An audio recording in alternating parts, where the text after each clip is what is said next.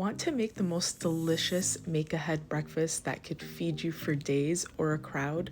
Make this one-pan baked date oatmeal. It's so good.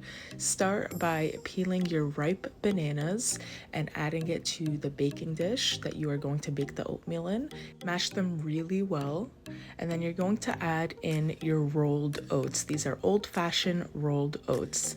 To this, add your milk of choice. I'm using almond milk, and then I'm also adding some honey. You can do maple syrup if you'd like.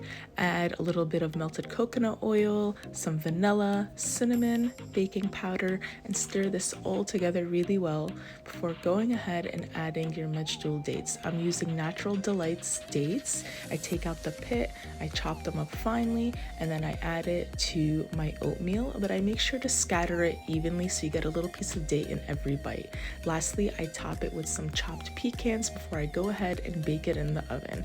30 minutes later, you are left with the most delicious baked date oatmeal. As you can see, it took minimal effort to put this together, and there won't be much cleanup because we used one pan. So make this and enjoy a cozy, warm bowl of date baked oatmeal for days to come. It's the perfect make ahead breakfast that you could just warm up and enjoy.